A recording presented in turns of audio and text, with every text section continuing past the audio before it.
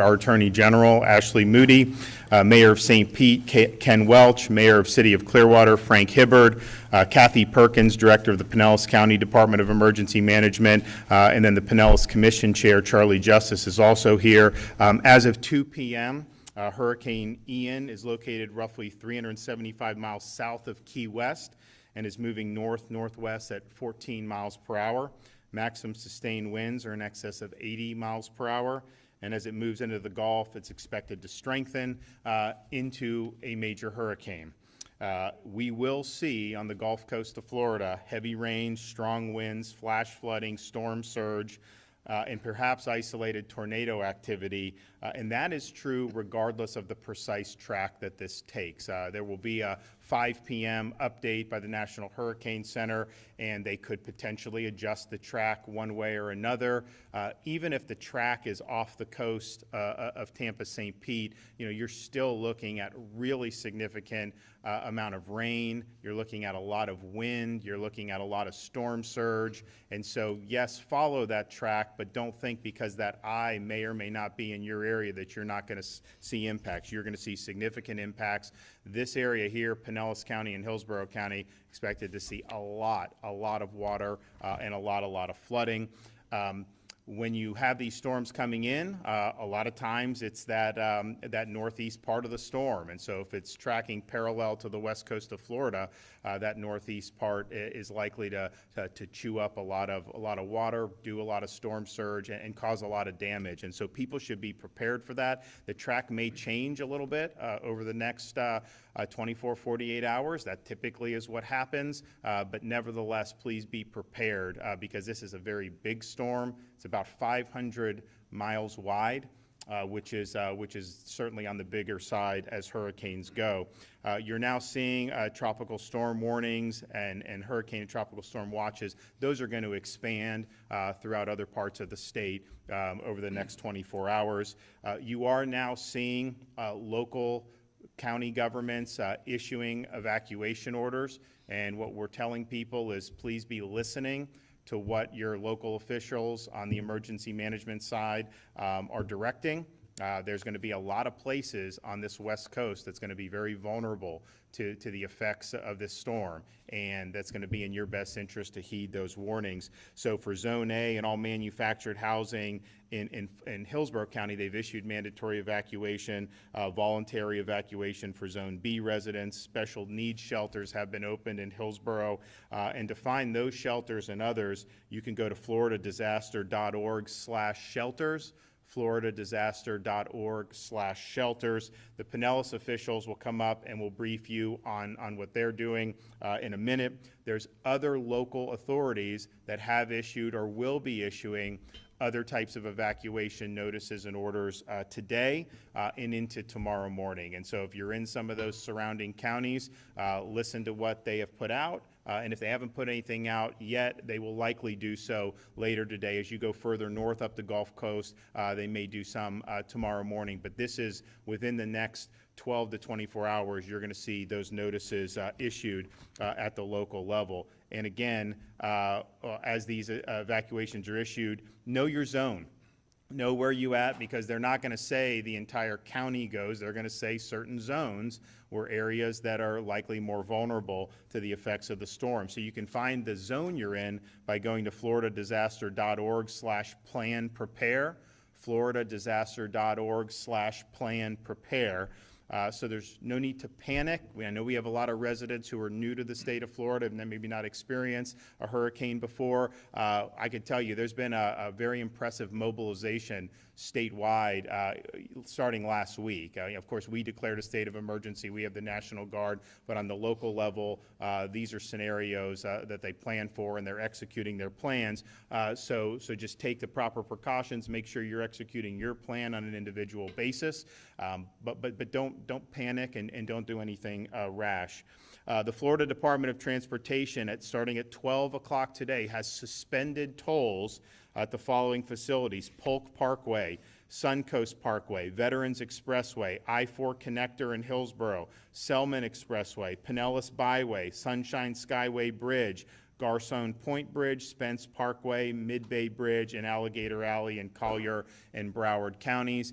As more tolls need to be suspended based on the shape of the storm, we will suspend more. But clearly, this will relieve those tolls for people who are evacuating into other parts of the state of Florida.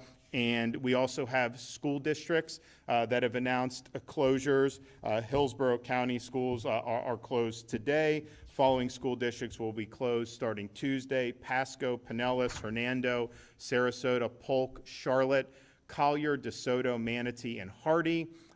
Lake County schools will have early dismissal Tuesday, then close Wednesday and Thursday. Hillsborough Community College, St. Pete College, State College of Florida, and USF will all be closed beginning Tuesday. Updated school closure information can be found at fldoe.org/storminfo. That's fldoe.org/storminfo. Florida National Guard has activated 5,000 Florida Guardsmen.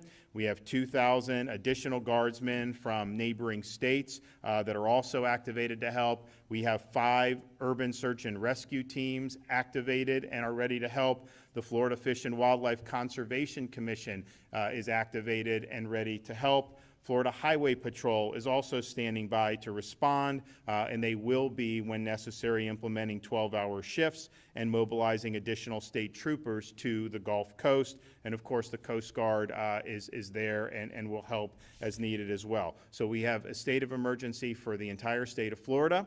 There may not be direct impacts in all 67 counties, but there may be indirect impacts, not just from the storm, but also from people that may be evacuating to other parts of the state. So we want to make sure that our communities have the maximum flexibility that they need to be able to respond to this storm in any way that they need to.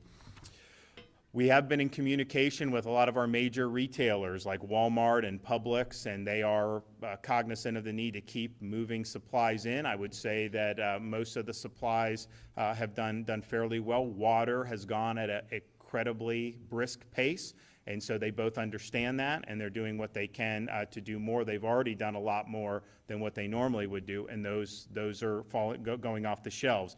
So they're working on more water. Of course, as the storm hits and things get stabilized, Florida Department of Emergency Management, we're going to be delivering a lot of water to people once the storm passes, and hopefully that's not necessary and we don't get hit as hard, but we're assuming that will happen, and that'll be a big priority. And Kevin Guthrie is prepared to bring it in by helicopter into Pinellas County if that's something that is necessary for both food and for water. We're also in contact with all the major utilities throughout the state of Florida, from Duke Energy, TECO, FP&L, municipal providers, as well as rural electric co-ops. You have more than 25,000 linemen that are stationed ready to go once the all clear is given and they are given the go-ahead to go and get the power back on. I think Floridians who are in the path of this storm, whether if you're not in an evacuation zone and you're happy with your home, the sturdiness of your home, and you're hunkering down, just be prepared to lose power. I think that's something that people should expect. And depending on the severity of the storm, those power outages can be lengthy. It may not just be one day where you're out of power. So prepare for that.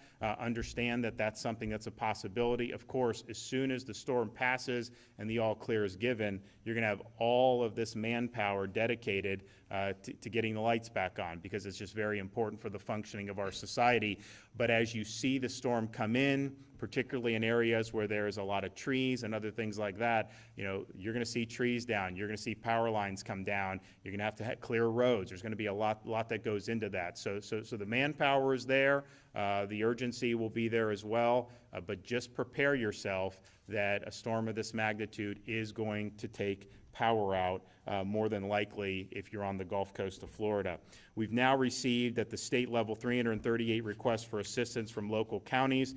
We fulfilled 293 others around the way, and as Kevin mentioned earlier today, most of the requests that have not been fulfilled are ones that will be once the storm passes. It's like you don't want to just leave water in a trailer somewhere in Pinellas County as the storm's coming in. So that's being staged, ready to go. We know where the requests are, and Florida DEM will be moving those in as appropriate. We have deployed 210 medical professionals to Hillsborough County special needs shelters and another 120 to surrounding counties. We're setting up a logistical staging area in Polk County with an additional staging area later today in the area. 300 ambulance supporting special needs evacuations are now deployed in the area. Hundreds of generators and pumps have been staged in the Tampa Bay area to prepare for flooding, which we anticipate to be significant. And pre-landfall food and water, as I mentioned, has been staged for both Pinellas and for Hillsborough counties.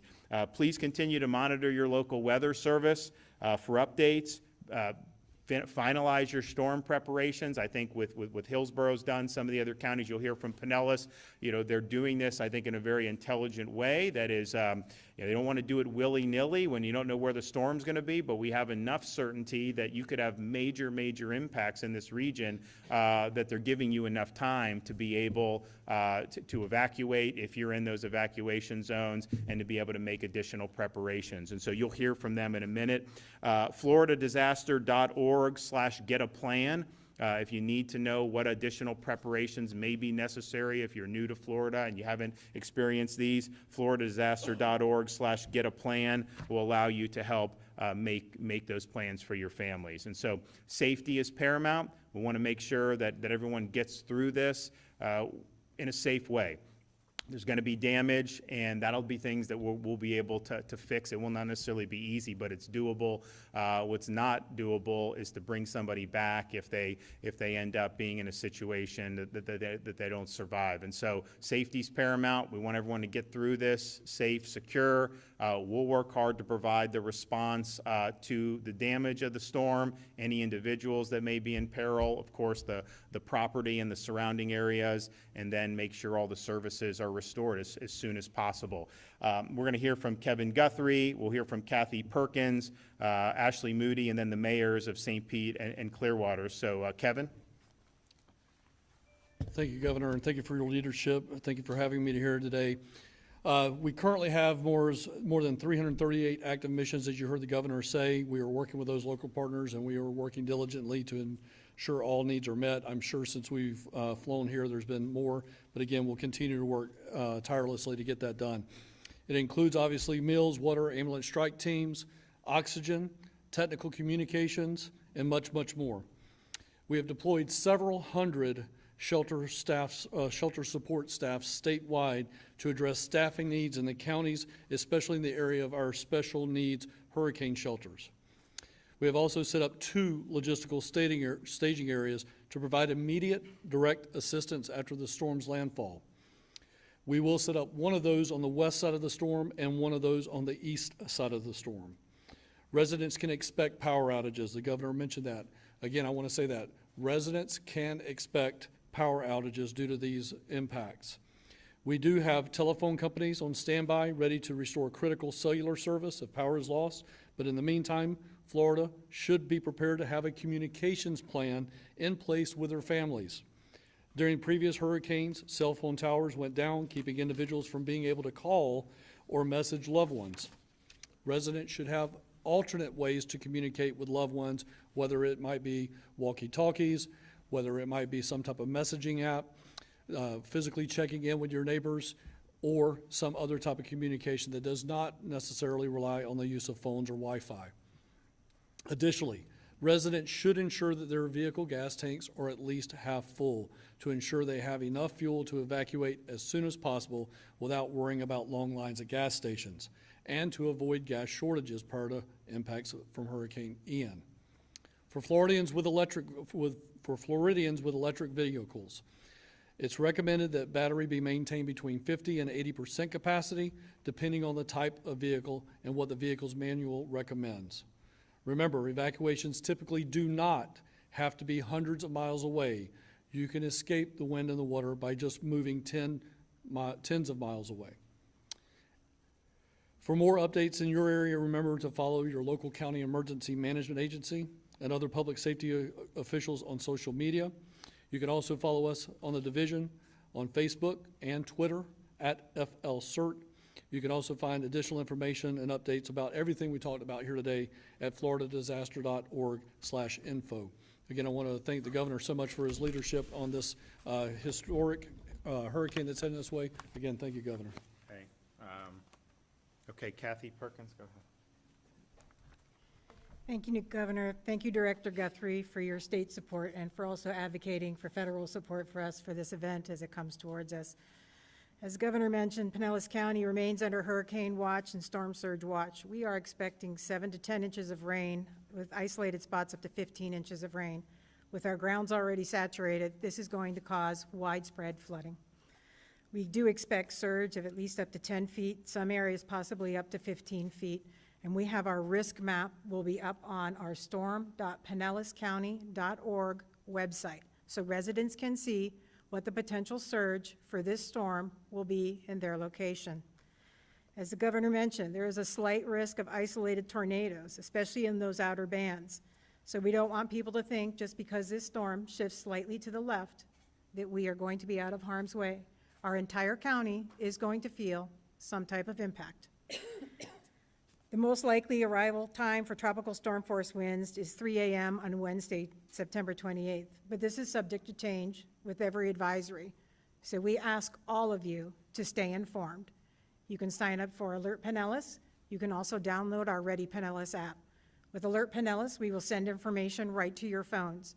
With Ready Pinellas, we have information on how you can prepare your homes and what to do after the storm. Once you've opened that app, it will allow you to cache that information on your phone, so if you lose internet or phone connectivity, you will still have access to that critical information. The time for everyone in this county to act is now. Effective 6 p.m. tonight, all residents in Evacuation Zone A, including our mobile home residents, will be under a mandatory evacuation order. Again, 6 p.m. tonight, Evacuation Zone A, and all of our mobile home residents will be under a mandatory evacuation order. Mandatory evacuation orders for zones B and C will be effective tomorrow morning at 7 a.m. As the governor and the director Guthrie mentioned, it's really important you know your zone. We changed some of our zones this year in Pinellas County. So make sure you go to our storm.pinellascounty.org to look up the address of your home to ensure whether or not you are inside or outside of those evacuation zones. A little while ago, we issued a mandatory evacuation for all residential health care facilities in zones A, B, and C.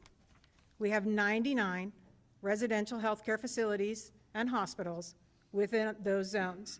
Our hospitals have already begun to start their evacuations. Everybody needs to take this seriously. If you live in zone A, B, or C, we ask that you evacuate to higher ground. As Director Guthrie mentioned, you don't have to evacuate hundreds of miles. You can evacuate tens of miles. But we know there will be some people who want to drive further somewhere in the state. If you're going to do that now. Don't wait. The traffic is going to build up, and what is normally an hour drive could take 4, 5, 10 hours to get there. We will be opening shelters tonight at 6 p.m. We will have 3 general population shelters and our special needs shelters. The general population shelters are at Ross Norton Recreation Center, Lealman Exchange, and our pet-friendly general population combined will be at Largo High School. Those will open tonight at 6 p.m. We will open additional 19 shelters, including 2 more pet-friendly shelters, tomorrow morning at 7 a.m. At that time, we'll be calling for that mandatory evacuation of additional zones. If you live in zones B and C, be ready to leave your home. Take tonight to secure your home and be ready to go if you live in those evacuation zones. If you're not going to a shelter, you are welcome to evacuate tonight. We are encouraging all of our visitors to leave. We're glad you came to visit Pinellas. We want you to come back and visit us again, but we want your memories to be fond ones. All of the shelters that we have selected are outside of the surge areas, just in case there's any additional intensification. Our list of all of our shelters can be found at storm.pinellascounty.org. We are offering evacuation assistance to all of our special needs residents. If anyone still needs assistance with registering for special needs transportation, please call our County Information Center at 727-464-4333 until 10 p.m. tonight and will reopen again at 7 a.m. tomorrow. Schools and county government offices will be closed here in Pinellas at least Tuesday and Wednesday.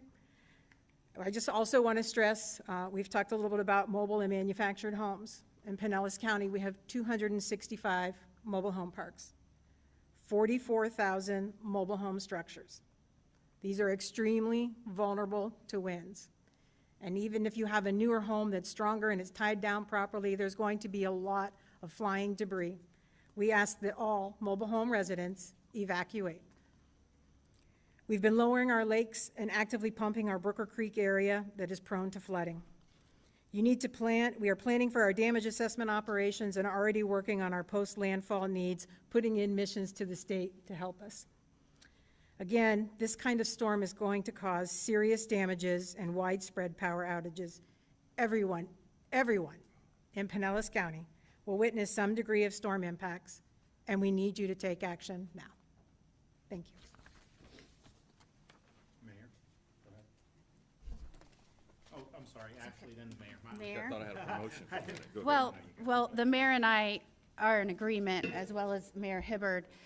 Before we came in today, those of us that have lived here a very long time, I'm a fifth-generation Floridian, we have often talked about this kind of storm hitting Tampa Bay and what that could do to this area we all love and our families and friends and communities, and how that will affect this area. This could be the storm that we have all feared.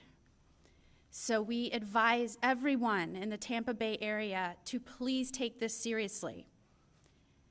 As someone who has already had discussions with my family and friends to pay attention to this, please understand that these evacuations are very serious.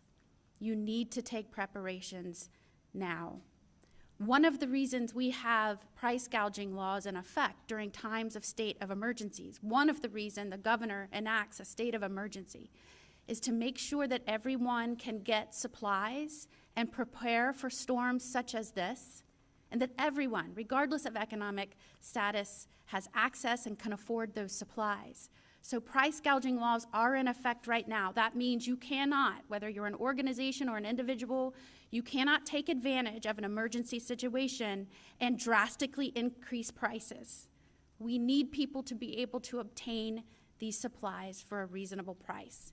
If you do that, we will take action against you, and we need the community to help advise us if they see price gouging taking place. Over the last few years, the state of Florida and my office has worked on a price gouging reporting app. So you can help us collect evidence. You can download that to any iPhone or Android device. It's called No Scam.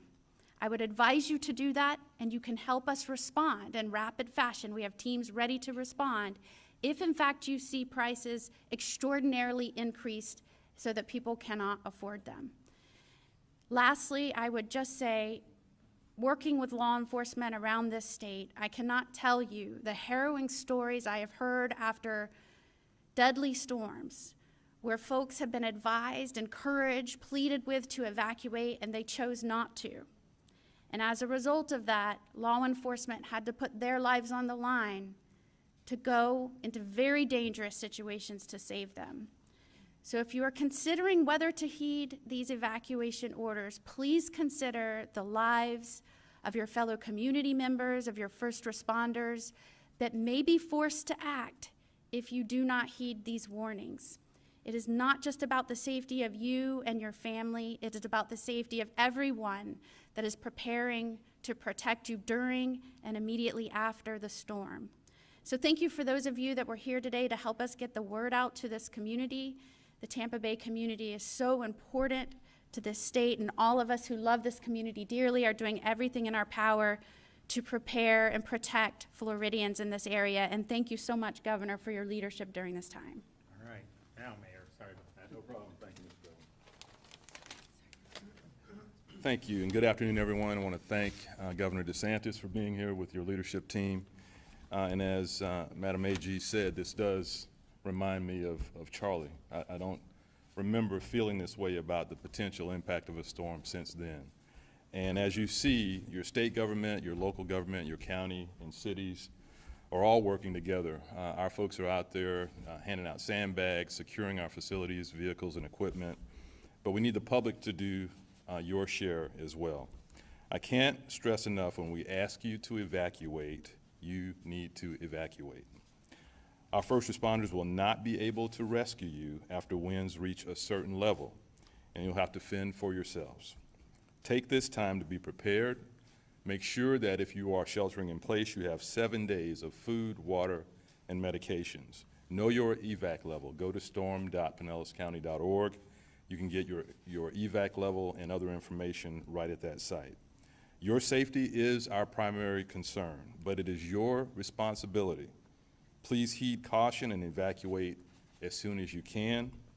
St. Petersburg City employees will be working around the clock with our regional partners and the governor's office to ensure that you have the best information as we weather this storm. Thank you all. Thank you for being here, Governor. Thank you. Governor, thank you for your leadership and communication. Thank you all for being here and helping us get the word out. I've been asked about many of our new residents because we've had such an enormous influx of people from the north moving to Florida.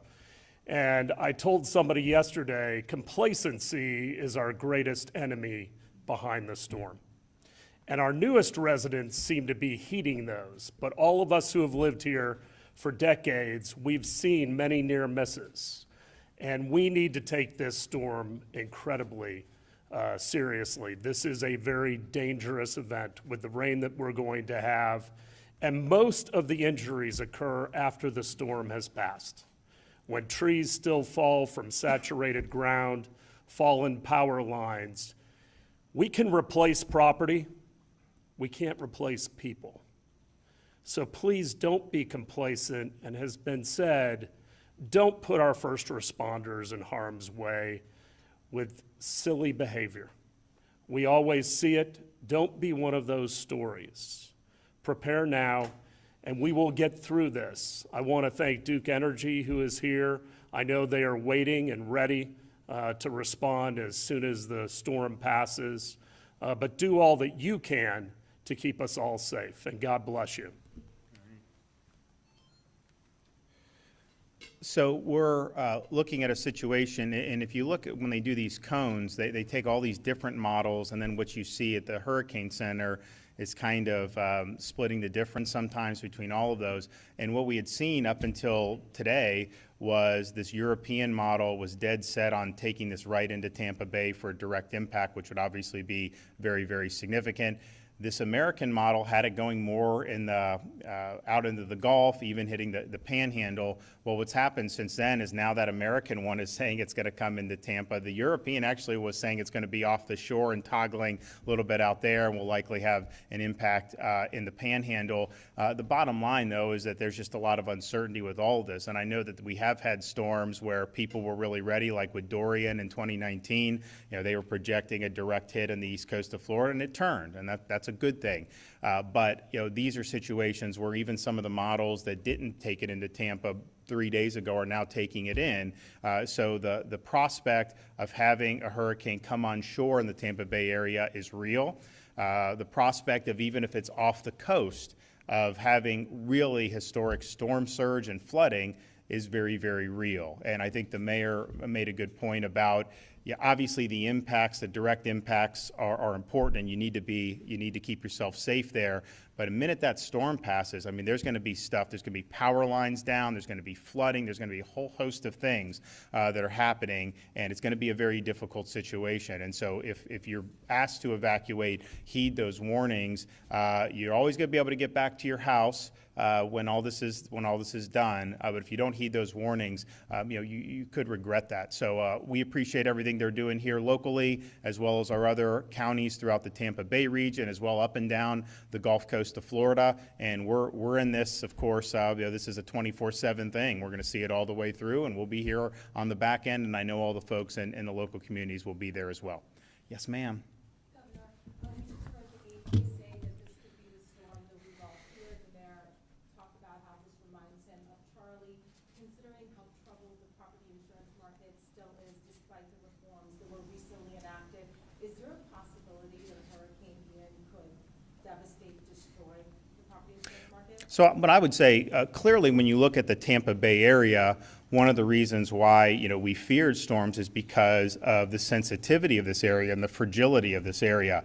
Whereas you could have other areas that could take a storm like this and probably have less damage. Here, because of a variety of factors, you have that. I would also point out in terms of insurance, the water events and the flooding will likely be done under the National Flood Insurance Program, so those would probably not be homeowners' claims. Most people know this, but not everyone. Your homeowners really is the wind coverage, and the flood is the water coverage for as you see that. If you look in the Tampa Bay area, I think that we have close to 1 million flood policies. NFIP, I think there's about 10,000 or 15,000 private flood policies. So this is going to be adding liability most likely to the National Flood Insurance Program. The wind damage is obviously going to be heavily dependent on the path of this storm. If there's a direct impact of a major hurricane, you are going to see wind damage. I know we have good building codes. I know a lot of this stuff has done a lot better here in Florida than some other places, but you still have a lot of structures. Yeah, you have mobile home parks, you have things that are going to be very, very vulnerable. Yes? It was mentioned that there is an expectation of high levels of traffic as the evacuation orders start getting rolled out. And I'm just curious, there's also been high levels of uncertainty, as you mentioned, with the models for Hurricane Ian. How has that uncertainty affected the state and local government's ability to make those calls on evacuation? And are you confident that there is going to be enough time for people to get out with all the bottlenecks in Tampa Bay? So I think so we are seeing an increase of traffic out of Tampa Bay, probably about 30%? Yes, sir. Probably, you look at all the different roads, so about a 30% decrease from Central Florida coming into Tampa Bay, as you would expect. What the FDOT will do is, with these evacuation orders, do you know when they will go to the shoulders? When the traffic congestion calls for it, then they'll implement emergency shoulder use. So and this is basically, the department studied this a long time. Sometimes you say, hey, just open up the highway to only go one way. The problem is that you do need to go the other way to bring supplies and emergency and all that stuff. So what they've determined is it makes more sense to use the shoulder, so you would expand the lanes once the traffic really starts to bottleneck. I mean, just flying in here and looking, I did not see people rushing to get on the roads necessarily. I saw cars out there. You're going to obviously see more tonight, most likely, and into tomorrow. But I do think they've given enough time to be able to safely evacuate. And as was said by pretty much every speaker, evacuate does not mean you need to end up in like North Carolina. Obviously, if people have friends, they can make their decisions, but when you're in these things like Zone A, or if you're in manufactured housing that may be more difficult to withstand, getting to shelters within your own county. Hillsborough is going to open up a lot of shelters. Pinellas is opening. There'll be others. It's not going to necessarily require you to drive hundreds and hundreds of miles. That's obviously a choice individuals can make if they have a place they want to go. But prepare to have more traffic than you would normally have, just because you have a lot of people here, and these evacuations are calling for a significant number of people who live in really, really vulnerable areas. And I think you can see online some of the modeling that they have for some of the surge. And yes, the barrier islands, of course, Pinellas beaches, but if you look interior of Tampa Bay and all the areas of Hillsborough and Pinellas that are right there, that is likely to be the most significant surge. And so you've got a lot of people that live in that area, and so they're going to have to do. But the FDOT will expand. They will go to the emergency lane when that is necessary. But we've seen an increase in traffic, but not an increase that is causing everything to come to a standstill. I have not. I've spoken with Administrator Criswell. They approved our pre-landfall declaration, which we're thankful for. We also have Gracia Check out of Atlanta is down, and we've worked with Gracia for a long time. So FEMA is integrated in what we're doing. And of course, I think as many of you know, these things are operated at the local level. We're in the state are helping to manage and support. FEMA will basically be to help write checks on the back end. And so things like individual assistance, which we will most likely be applying for, they are also supporting the direct assistance right now for us. So those are things that we will be utilizing. We've already been talking with both FEMA and with Florida DEM about, if needed, to have what we call disaster recovery centers. If you have major impacts where people need individual assistance, need other support, we will stand up those centers in conjunction with FEMA. Clearly, if we have major impact here, you would have centers in this area. I would imagine that the CFO, knowing him, would want to have people there like he has in past storms to help with things like flood insurance and homeowners insurance. And so we're sensitive that that's going to be something that will in all likelihood be necessary, and wherever those needs are up and down this coast, Florida DEM is going to work with FEMA to make sure that folks get the relief that they need. Okay, thanks everybody.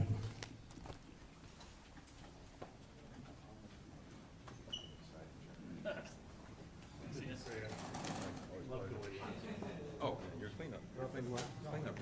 Okay. Stay safe. You too.